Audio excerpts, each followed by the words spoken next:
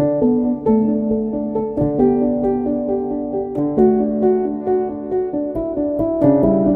everybody, welcome back to Searching the Sacred. Lisa, Steph, and Jason here with you. We are episode 3 of season 10, where we are looking at different garden passages. We spent the last couple of weeks looking at the Garden of Eden from Genesis chapter 2 and Genesis chapter 3. And for those of you that have been following the podcast, we ended with the sitting in the mystery of what does it mean that humanity is leaving the garden, but is going back into the land from which they came. God formed them from the clay, the dust of the ground, and now is sending them back into that place.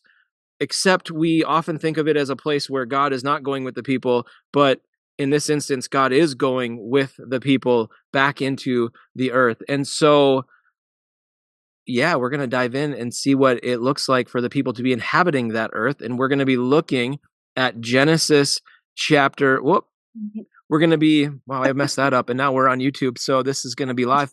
So we are looking at Numbers 24, not Genesis 24, Numbers chapter 24. And we're going to be reading about the third oracle of Balaam. And yes, I did say the third oracle. So enjoy, Lisa. Okay, I'm reading from the Jewish Study Bible. So I'm going to read verses 1 to 9. Now Balaam, seeing that it pleased the Lord to bless Israel, did not, as on previous occasions, go in search of omens, but turned his face toward the wilderness. As Balaam looked up and saw Israel encamped tribe by tribe, the Spirit of God came upon him. Taking up his theme, he said, "Word of Balaam, son of Beor, word of the man whose eye is true, word of him who hears God's speech, who beholds visions from the Almighty, prostrate but with eyes unveiled. How fair are your tents, O Jacob, your dwellings, O Israel, like palm groves that stretch out, like gardens beside a river, like aloes planted by the Lord, like cedars beside the water. Their boughs drip with moisture. They have roots that are abundant water. No, the roots have abundant water. Their king shall rise above Agag. Their kingdom shall be exalted. God who freed them from Egypt is for them like the horns of the wild ox. They shall devour enemy nations, crush their bones, smash their arrows. They crouch, they lay down like a lion, like the king of beasts. Who dare rouse them? Blessed are they who bless you, accursed they who curse you."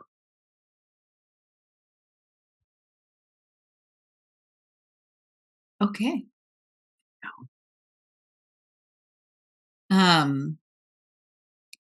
It's interesting to me that this is some weird business. Well, we've looked at the story of Balaam before. One of our earliest podcasts, I think, was about Balaam and the donkey that blocked his way. And we've done studies and circles before on Numbers 24 and 40 orchards. And so it's interesting to me how new things can stick out at new times and when we're in different situations. So different things stuck out to me when I heard that passage today. One of them, I feel like maybe a little bit of backstory is helpful for all of us to say. Balaam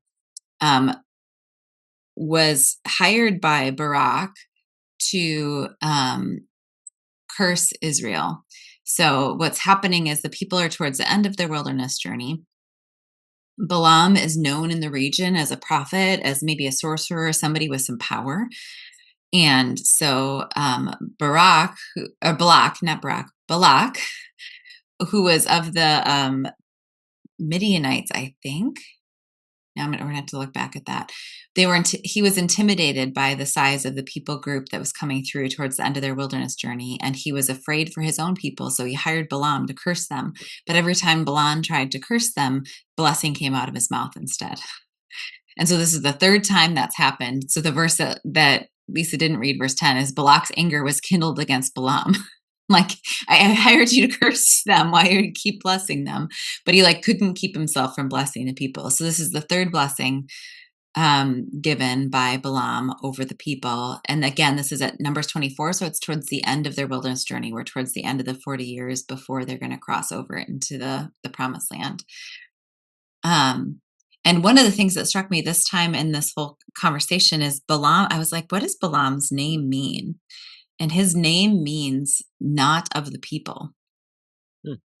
And so even there, we have this interesting place in the story where someone who's not of the people has the Spirit of the Lord come upon him. Like that whole, when Balaam saw that it pleased the Lord, that's the name of God of this people group, to bless Israel, he set his face towards the wilderness, and the Spirit of God came upon him, and he spoke these words, even though his very name means not of the people. And the way that God seems very interested in Balaam's story is interesting to me. And the words that come out of Balaam's mouth is interesting to me. How about you guys? What stuck out to you in this reading?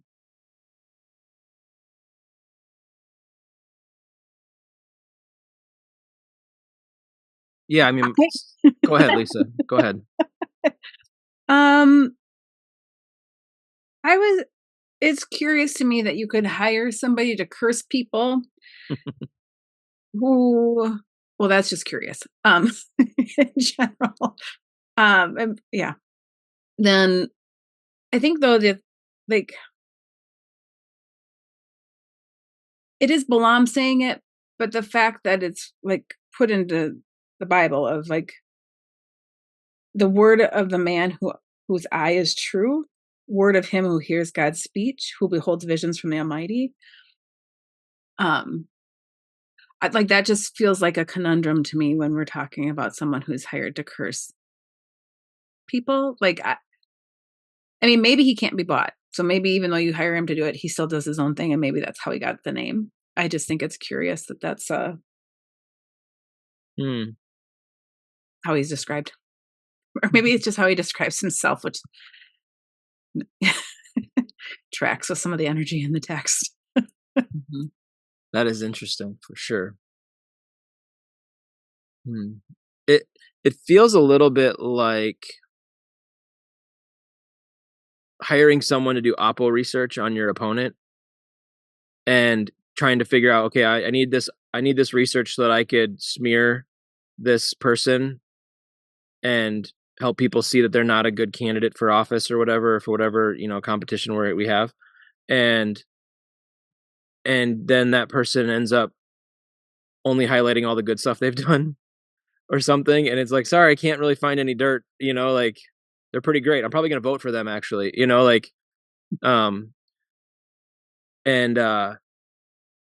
so would that be really trustworthy if that's the result, even though they went against the expectation of what their monetary situation was? Maybe it also could be like, okay, are we double dipping here? Are we trying to, we took the money of this person and now we're going to get the favor of this other group of people, and how true is it in a way?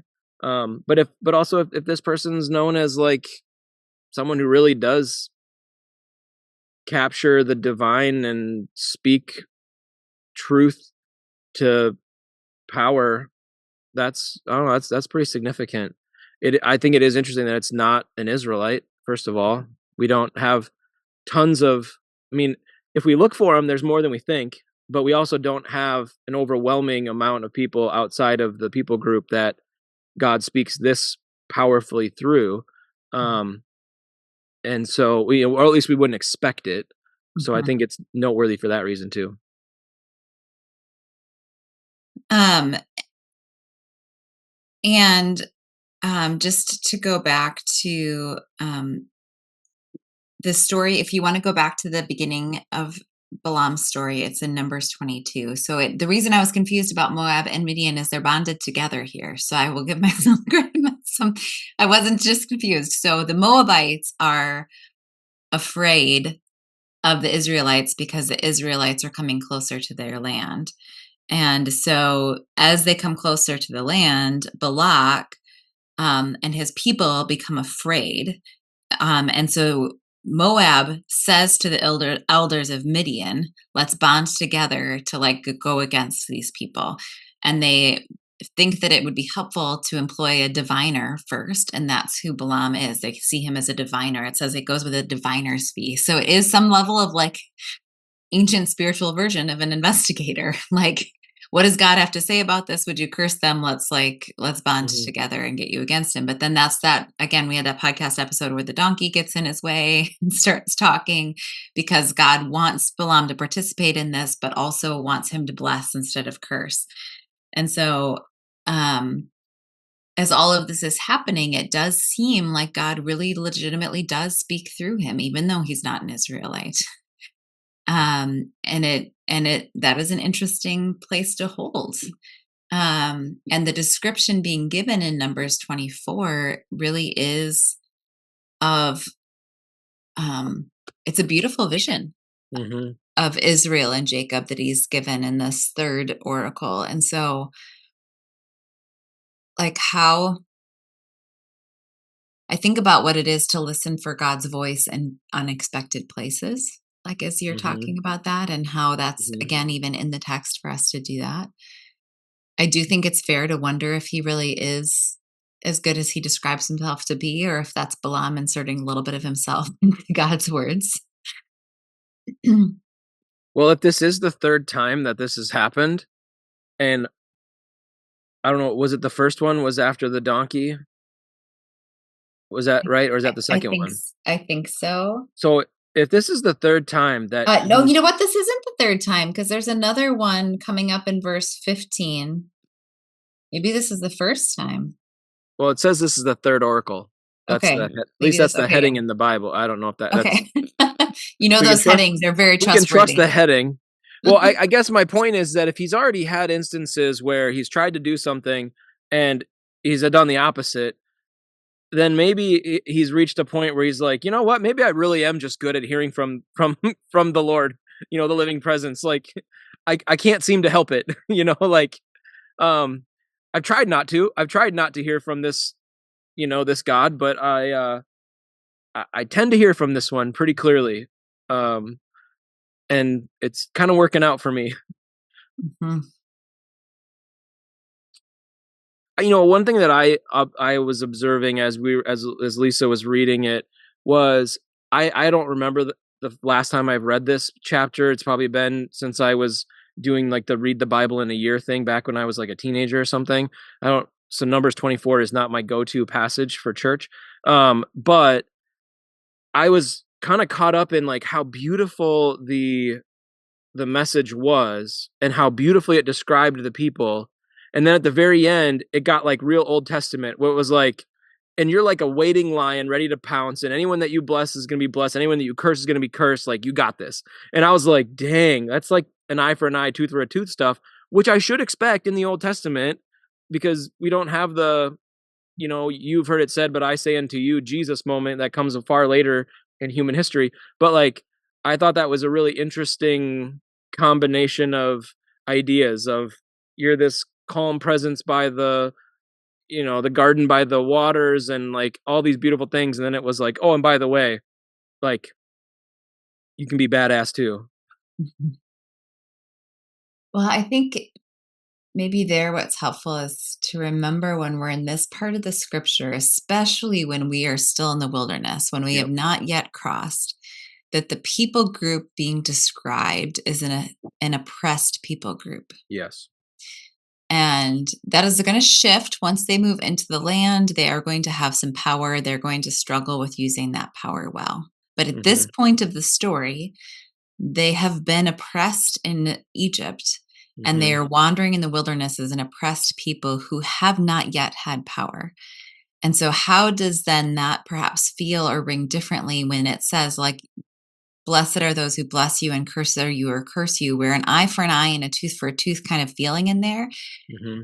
is actually redemptive or justice in some way because they wouldn't have had that experience before.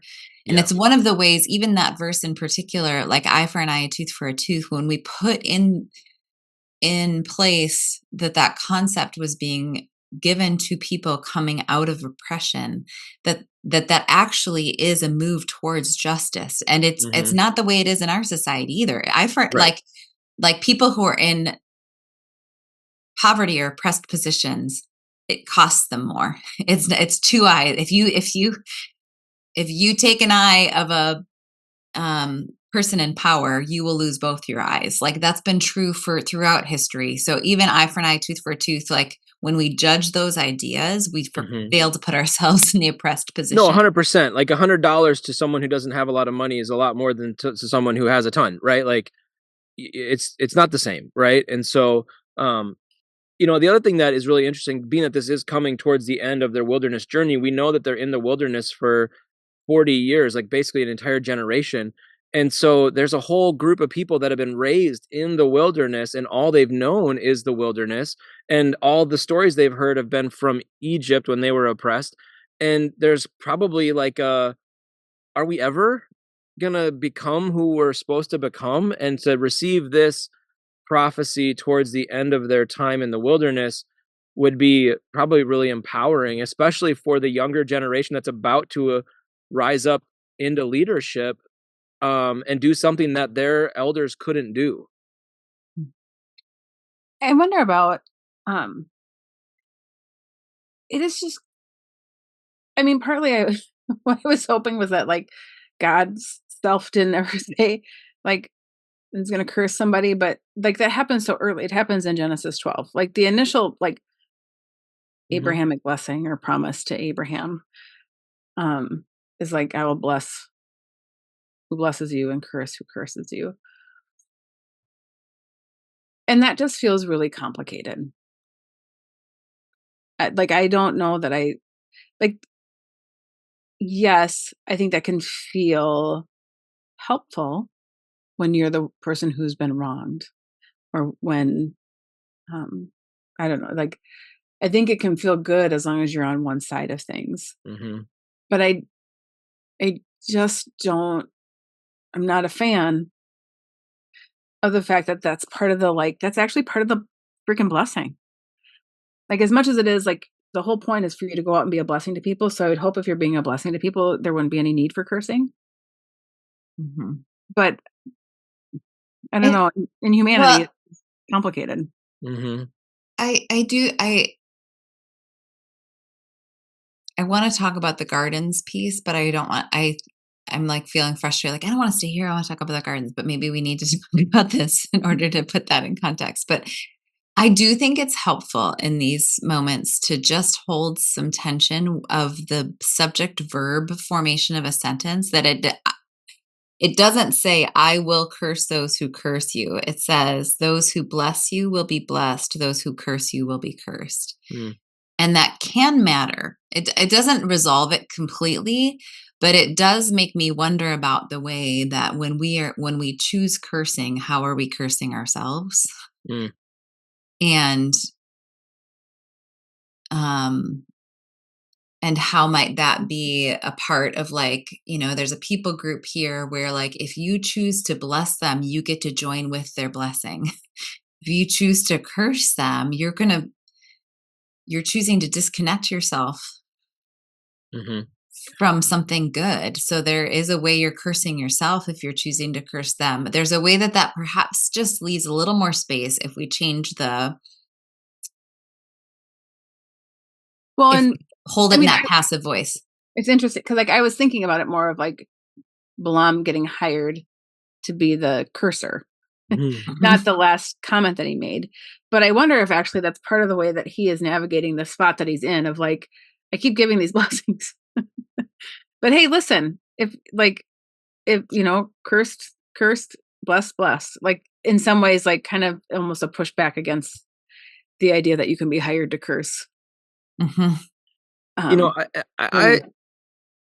I've always struggled with these concepts too, and one way that I've tried to reframe it, and maybe this is not accurate and unhelpful, but it's been helpful for me, is the idea of like a natural consequence.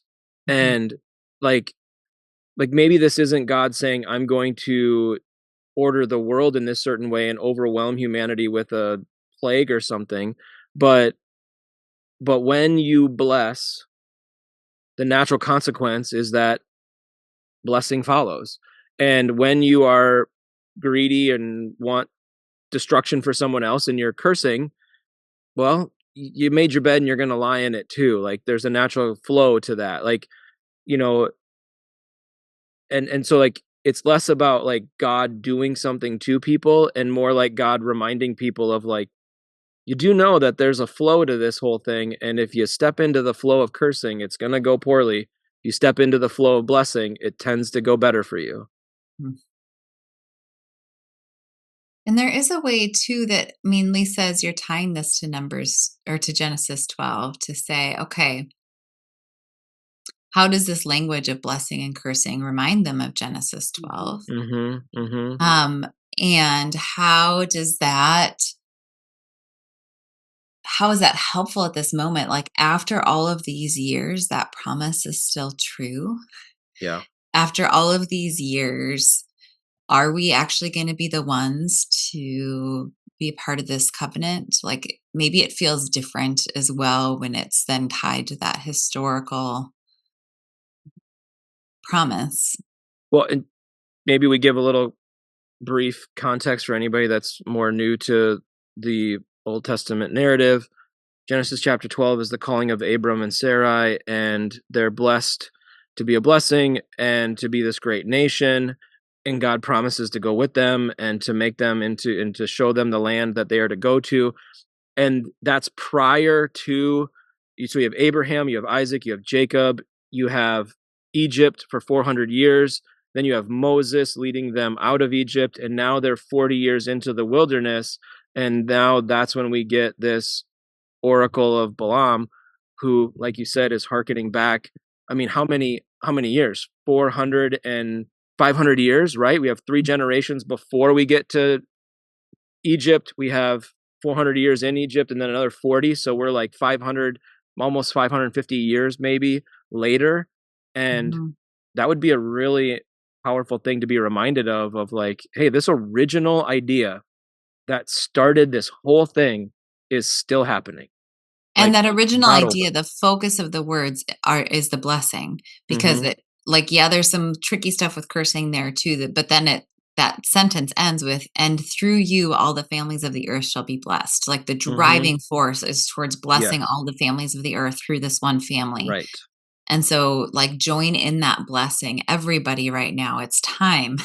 Like Yeah. join in with this people group. There's something here.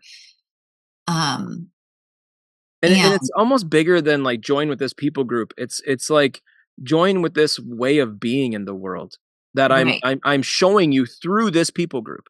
But it's like let their blessing be your blessing. Not that you all become Jewish or become Israelites, but that so you can recognize what it really means to be human and to do life with each other. Mhm. So the I think to that note, like looking at what some of the words are, of what how they're described and what it is to join with, I think is then helpful. Like what will we be joining with? Well, we'll be joining with verse 5, which is talking about how Tov the tents of Jacob are. So when we're thinking about Genesis language, like how goodly are your tents? How Tov are your tents? Like what does it mean to have dwelling places that are Tov? Because he's looking at people in the wilderness right now. Like the verse 1, like he's setting his face towards the wilderness. He's looking at a people group that are 40 years into a journey. They don't look good. The goodness is not cannot be about the present moment. They probably smell bad. They have been wandering for 40 years. Yet he's looking at them and he is seeing Tov. Mhm. He is seeing something a goodness that is deeper than appearances of a wandering, smelly people group. Which, to make the connection from last week, that was the language used, like you said, in the garden. And we're continuing to see that in these people, that goodness. And not only is it in the garden there that like we have that Genesis language of him looking at them and seeing Tov here, he then says in verse 6, as the valleys are spread forth as gardens by the river, so are like that's the vision he's seeing as this looks like a garden by the river. It's the same. Think back to Genesis 2. It's a garden and a river. And that's this. He's not just seeing good, he's seeing a garden, but they're actually in the wilderness. So they're in the wilderness. They're in a place of dry, only manna to eat, But Balaam's looking at them and seeing a garden by a river, seeing Tove. He's seeing cedar trees by the water. There's all of this imagery is like abundant garden imagery. And so to me, like the wondering here is, as we ended our conversation with Genesis 3 with the people leaving the garden, but God going with them, how also might the garden come with us? Mm. In a metaphorical sense, because the language of Balaam is describing them as looking like a Garden of Eden. Mm. But that's not where they are. They're in a wilderness. So it can't be physically true, but somehow is it metaphorically true that you can inhabit something Mhm. that can look this way in a prophecy? Mm.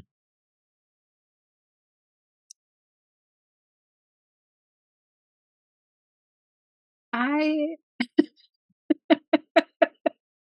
Bring yeah, it. Let's go. I got a little woo woo. I I was like, I don't know. In some ways, I feel like he's just prophesying. Like this is what the potential of what's to come, Hmm. and it is part of the um feels like the land flowing with milk and honey should certainly have some gardens and waters and everything being really like if it's such a good like producing place to live,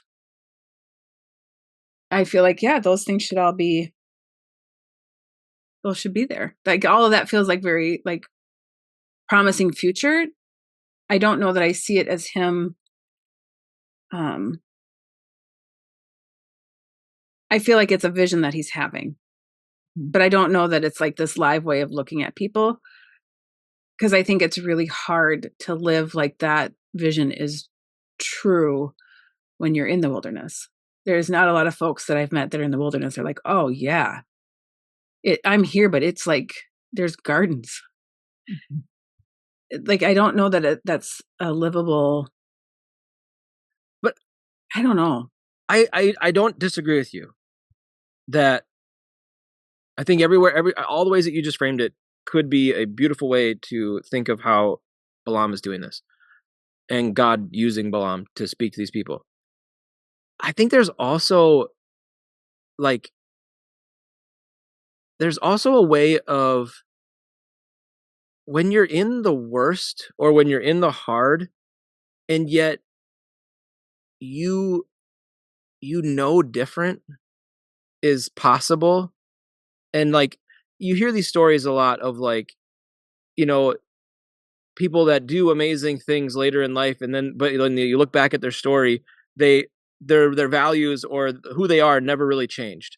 But they were doing the same work just with less fanfare and less people noticing, and they had no reason to have hope that it was ever going to turn around.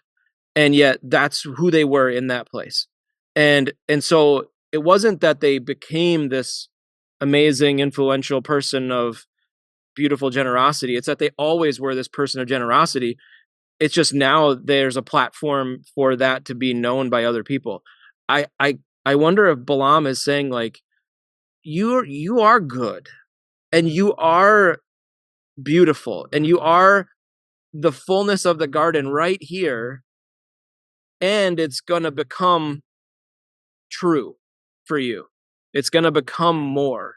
Um like the world will take notice. They just can't see it yet. Well, this is the beginning of this imagery, I think, coming forth, where not only are they described as a garden, they're described as trees by the water. So that becomes the language of Psalm 1, that becomes language of Jeremiah 17, of there's a way to live where even in times of drought, you are a tree beside the water. And Balaam is the first to use that kind of language Hmm. here and use this garden imagery where there's something beyond circumstance that can give you something more. And I think there's a tension to hold of like, this can't be.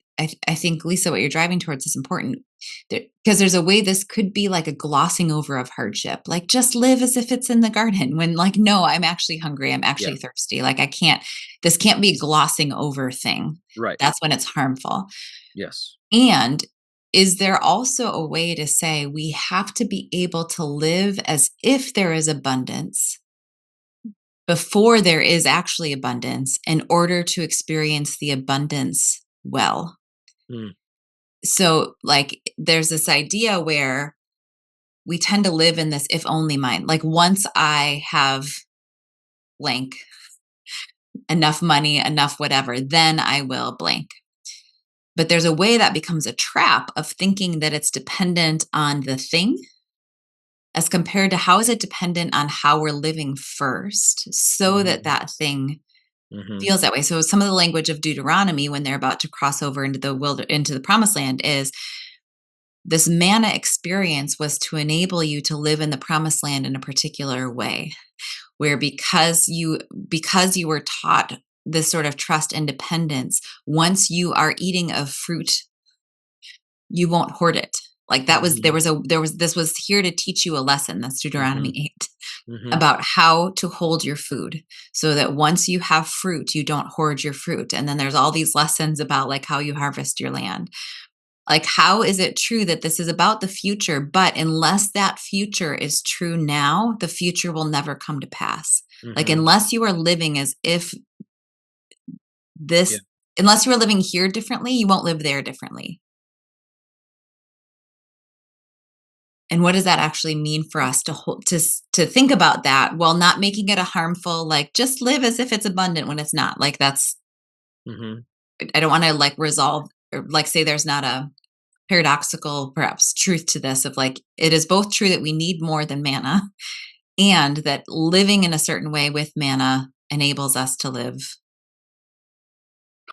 I was listening to a podcast actually yesterday, and the person they were interviewing on the podcast was talking about how Gen Z is in an interesting spot because they've been taught so much about systemic change needing to happen that it's harder for them to see the need to be individually involved in change efforts, because when you're taught the system needs to change, it's hard to just do your small part because doing the small thing isn't going to change the system.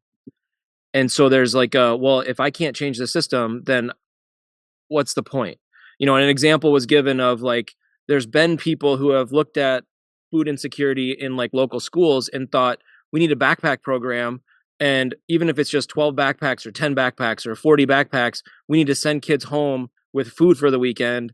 And we're going to just take care of this class and this, this school or this elementary school, as opposed to, if we had $500 million from the federal government to take care of food insecurity in our state or in whatever, that would be the best thing. And it's like, well, duh, yeah, that would be the best thing. And yet that's not how it typically happens, right? And so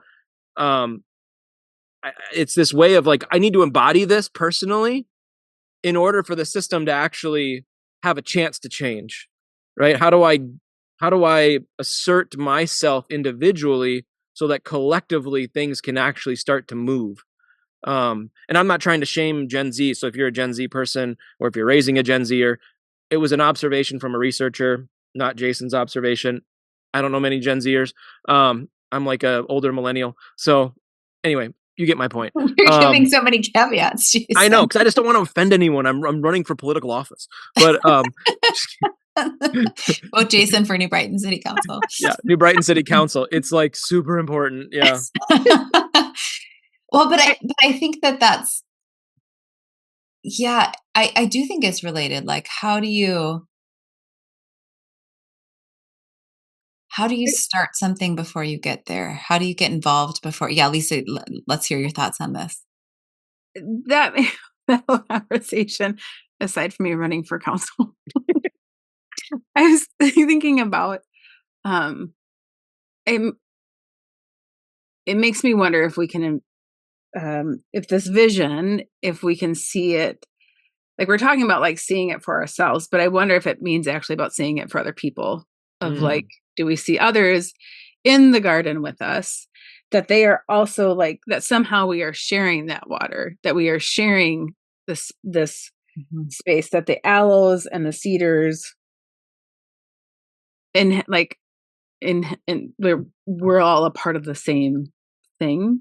Mm.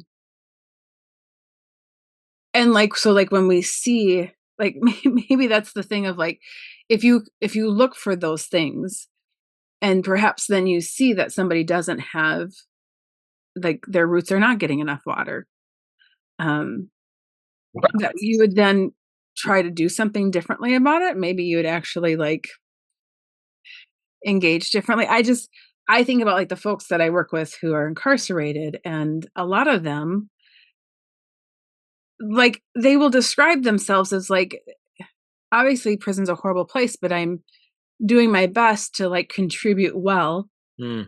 in this place. Like, I am trying to care for other people. I am trying to make a difference. I'm trying to do this thing. Mm-hmm. Which to me is like, I can see where they're trying like they're trying to live in this thing even though it's not their lived experience. But it means that for me, if I then have that lens of like, it feels much more, it feels like much more like trees and deep roots and watering when you're free. Mm. And so like, how then to help other people find their way back? Like, what other, when there's someone who's immigrated to this country and is trying to find their way forward, can I see them for who they are? And then Mm-hmm. am I making space that looks extravagant and abundant and that like is also available to them? Not in like this weird, I don't know, like it's both like you have to own the fact that you have privilege and that you have like, really, because there's a part of me that's like, I don't ever feel like this. But then I'm like, but if I think about it, I actually like, we have a home with running water. Probably need to check yourself on what you're feeling like. And so like, I kind of like, it's a little bit of like it's this dance of like, when I talk about like the faith world, I feel very much like I'm in the wilderness. like I'm outside of the things. But when I look at like the general population, the general world, then I'm like, oh no, I have much to be paying attention to. So Mm. I don't know. Well, I think that highlights that the need for this, to say if we never see ourselves in abundance, we will never feel like we can share. And there is a way to say, I have enough here. Like the people in the wilderness always had enough. Mm-hmm. They were never without. There was manna every morning. And the need to see ourselves as having enough in order to then share with others is a tension, because we tend to just not think it's enough. Mm-hmm. And I'm curious about something that struck me as Lisa was reading this, was in verse 4. He's talking about seeing a vision of the Almighty.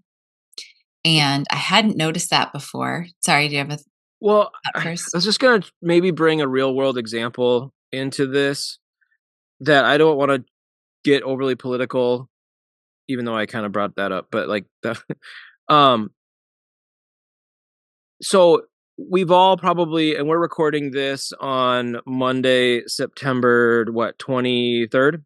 Mhm. Um, Lisa's birthday. Lisa's birthday. Um, so we can all pause, sing happy birthday to Lisa, and then unpause. Yes. Thank you for Perfect. doing that, Perfect. everybody. Okay, great.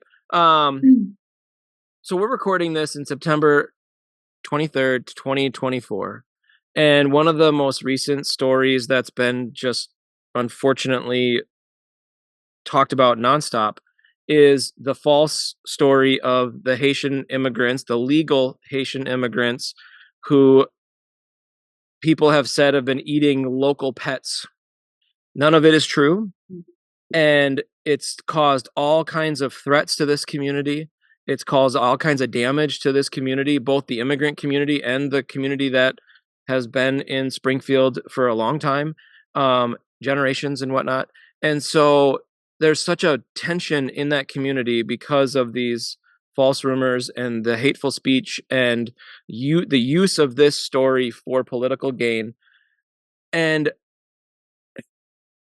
I don't know what this group of people have gone through to immigrate from Haiti, but I've been to Haiti multiple times, and it's a country that is ravaged by so much pain and so much like lack of opportunity to thrive, that for people to have made it to a place and gone to a city that needs them in their community for the thriving of their businesses. I mean, if you listen to any of the people in Springfield, the mayor and others, like the Haitian pop community is essential to Springfield's economy. And yes, they need more resources, and yes, they need help with certain things, but it's actually working. And yet I wonder what it would be to look at this community and say, like, we see the good. We see the good.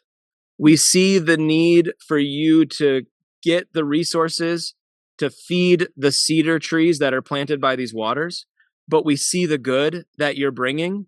We see the way in which you are providing for your families and wanting to be a part of this community. We see it. We see it, and we want to help foster it so that it can continue to thrive for generations. Like, what Jason, would that's that look like as opposed to demonizing people and twisting their story into something that's just completely false? that just in such a timely way goes back to the beginning of this story and why this blessing is then powerful. The reason that Balak wants to curse them is because they are a migrating people group who is a large people group and feels like it's going to change things. They're intimidated by a migrating people group that feels too large and like they're going to take all the resources and change everything. And so then this vision of Balaam of that people group says, no, no, no. This people group is full of abundance, full of goodness, full of tov that can be spread. Bless them, and you will enter into the blessing with them. Like that idea of, are we treating the outsider with fear and desiring to curse because we're afraid, or can we see the goodness in that outside group and say, gosh, what if we enter into the goodness together? This blessing very much is in response to that idea of, instead of being afraid of another people group, see the goodness in them, and you will be blessed too. But instead, the message has literally been, I'm going to go there in a couple weeks, but I might not come back. As if there's such a threat to everybody that a person running for political office is going to be killed by a group of legal migrants who are just trying to provide for their families. I mean, oh my gosh. Thank you, Steph. Well, it's just, it does make timely. Like, can we look Yeah. at a group that frightens us for whatever reason they might frighten us? Or we And think see just simply tov. advances our own power.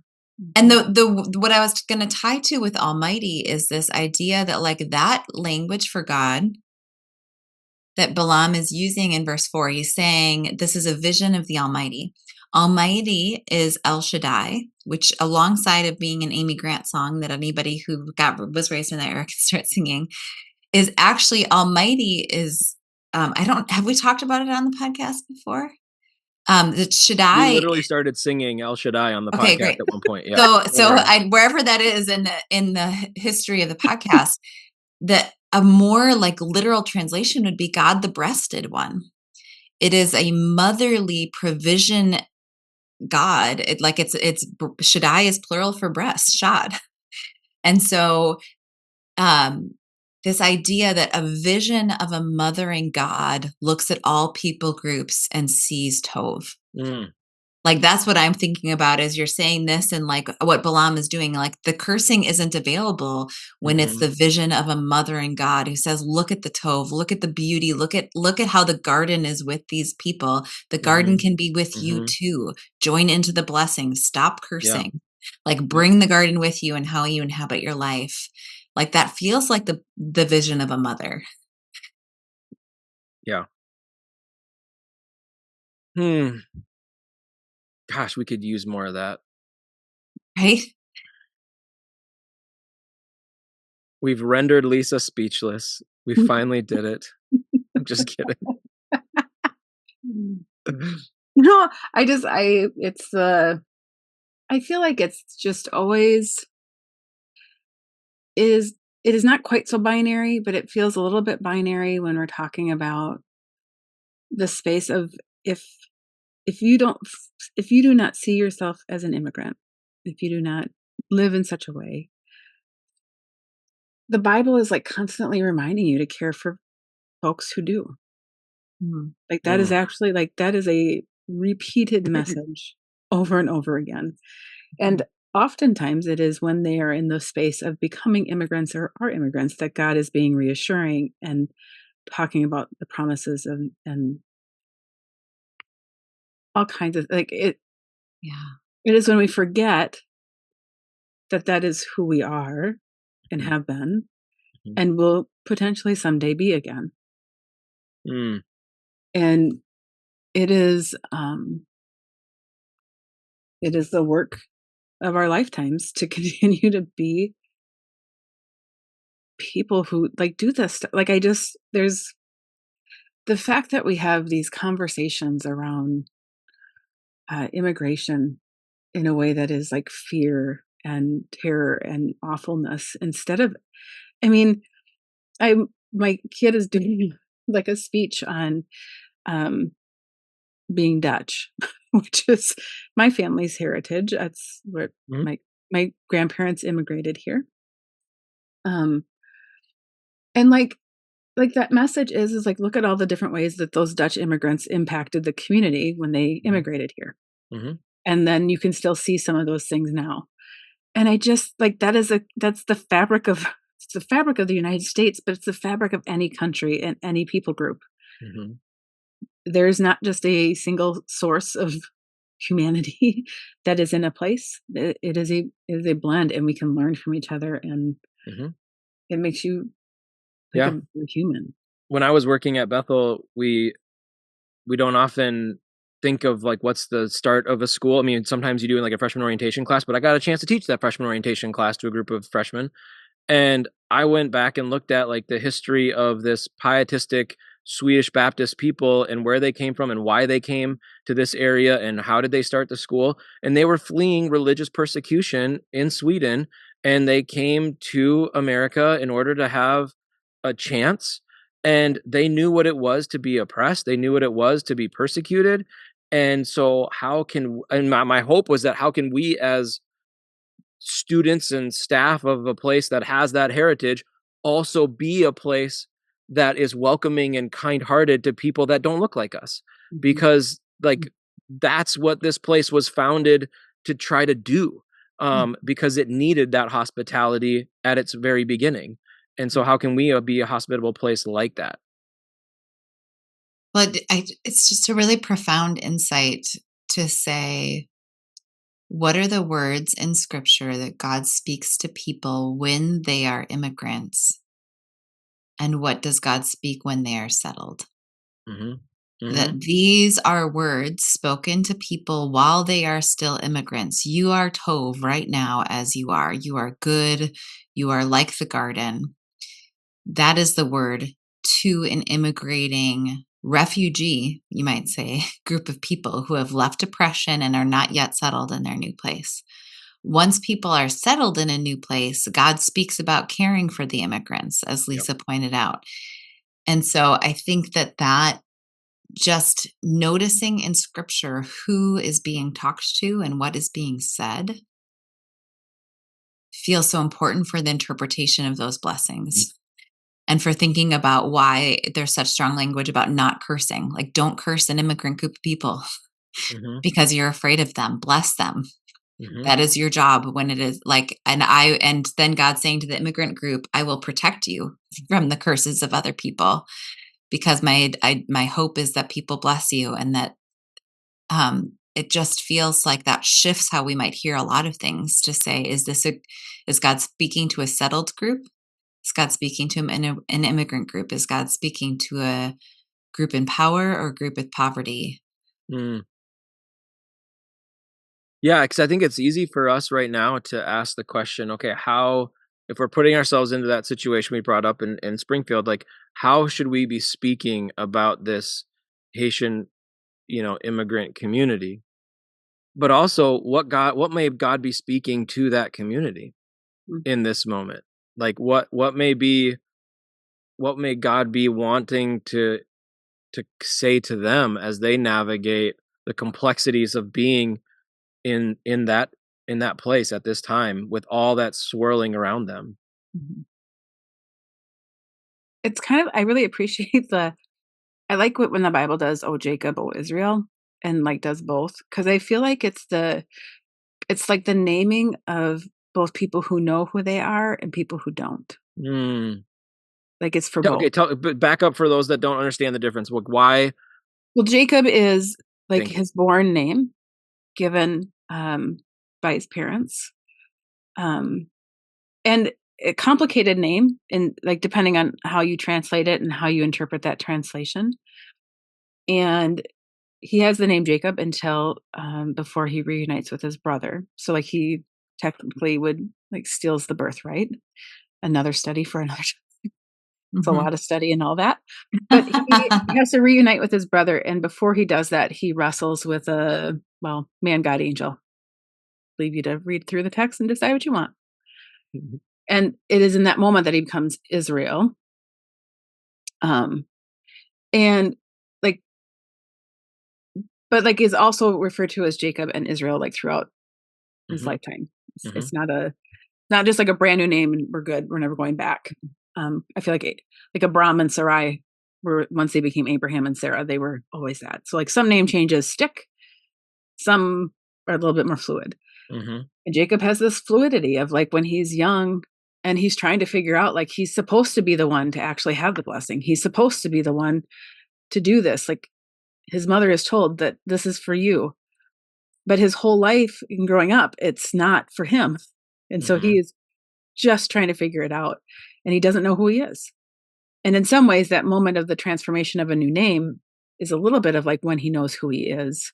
mhm, There's a name added into like mhm, his mhm, arsenal of who he is. So in this moment that the Israelites are reminded of like, oh, Jacob, oh, Israel, it just feels like, because I don't know that we always know who we are. mm, And especially if you're immigrating, I don't know that you know even who you will become. Like there's probably just a lot of uncertainty. And that feels like a reassurance of like both seeing you right where you are and knowing that the potential that you will find out who you are. yeah, But it's just not always instantaneous. And it yeah, sometimes does involve a wrestle. Mhm. Um, Often I find I wrestle more with myself than with God about who I am. Mhm. But yeah, But it goes back to something I think Jason said really early in the conversation about trusting who they will become.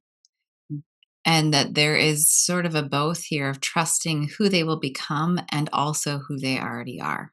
mm, Like you are Tove now, and who you are becoming is also Tove. mm, You are good now, Jacob, and who you are becoming is good, O Israel. That mhm, there's that sense of like, especially if it's somebody in that immigrant status, there is going to be a lot still to come. And there is an importance in blessing both. mhm, You who you are now is already enough and already good. And mhm, who you have the potential of becoming is also good. And how can we hold that for others and how can we hold that for ourselves, that who we are and who are we becoming are both good. In Isaiah, the use of those two names that I love that ties back to our previous conversations, I think, is it talks about the God who created you, O Jacob, and formed you, O Israel, which is the language of Genesis 1, created, and the language of Genesis 2, formed. So when we talked mhm, about Genesis 2:7 and being formed from the dust of the earth, that we are both created and formed, mhm, and we are good. Both are good. How we are created is good, and how we are formed is good. and I will also to remind ourselves too, like sometimes you relate to one or the other. Mhm, Sometimes you feel very created and sometimes you feel very formed. mm, Sometimes I feel like I know who I am and other times I don't. mhm, And that mhm. can switch day by day. mhm. Yeah, I think So there's that complexity of identity, the complexity of where I am now and where I hope to be, and no matter where you find yourself, there's goodness and there's hope in both. And that isn't always reassuring and it isn't always solidifying and perfect, but it really points to the name of this God, which is the living presence, the one who goes with us. Whether you're confused about identity and who you are, or whether you're confident, whether you're feeling grounded in where you're at or hoping and praying for something new to come. The living presence is there. And it's the breasted one who says, I have what you need. And that living presence in verse 6, that name of God, just as that name of God in Genesis 2 planted the trees of the garden, the language of Balaam in verse 6 here is that Lord is planting you. You are now the trees. People group. We are planted, we are formed, we are created, we are loved. All of us.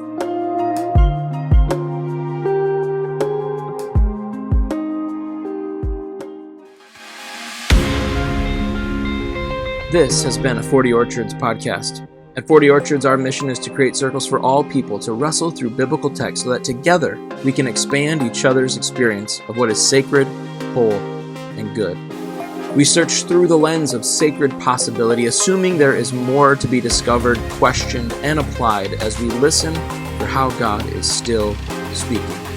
You can learn more about 40 Orchards and sign up for a study by going to 40orchards.org. Our opening music is by LesFM. Our closing music is by NCR Music Vibes. Additional music is by 3 Music. Any references to books or other sources can be found in the show notes of this episode. Thank you for searching the sacred.